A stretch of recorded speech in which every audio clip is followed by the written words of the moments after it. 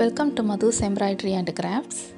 இந்த வீடியோவில் scatter beads designer blouse பற்றி பார்க்க போகிறோம். அதுக்கு என்னென்ன மெட்டீரியல்ஸ் எல்லாம் யூஸ் பண்ணியிருக்கோம் அப்படிங்கிறத பாருங்கள். Base ring, zircon stone, rainbow ஷேடில் உள்ள zircon stones and gold sugar beads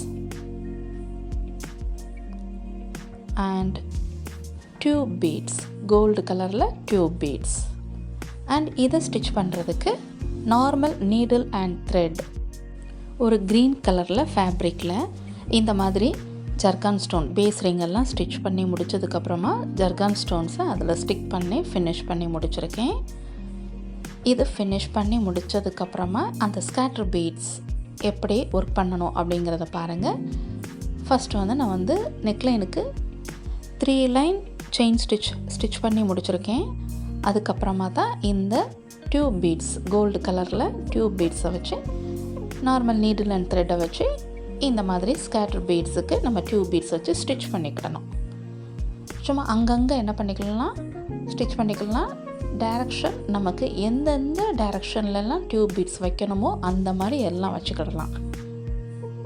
நான் இப்போ மெஷர்மெண்ட் எடுத்துருக்கிறது ஒரு 1 இன்ச்சுக்கு ஒரு பிரெத்தில் தான் நான் இப்போ இதில் ஒர்க் பண்ணிக்கிட்டு இருக்கேன். இது நெக்லைனில் நல்லா ஒரு திக்கான ஒரு டிசைனாக வரும். பட் அந்த ஸ்கேட்டர் பீடு ரொம்ப க்ளோஸ்டாக இல்லாமல் கொஞ்சம் ஸ்கேட்டராக இருக்கும். ஸோ ஃபஸ்ட்டு டியூப் பீட்ஸ் எல்லாம் இந்த மாதிரி நம்ம ஸ்டிச் பண்ணி முடிச்சுக்கிடணும். இது ஃபினிஷ் பண்ணதுக்கப்புறமா சுகர் பீட்ஸ், அந்த டியூப் பீட்ஸுக்கு இன் பிட்வீன் கொஞ்சம் கேப்ஸ் எல்லாம் இருக்கும்ல, அந்த ஸ்பேஸில் தான் கோல்டு பீட் சுகர் பீட்ஸை வச்சு ஸ்டிச் பண்ணி முடிச்சுக்கிடணும்.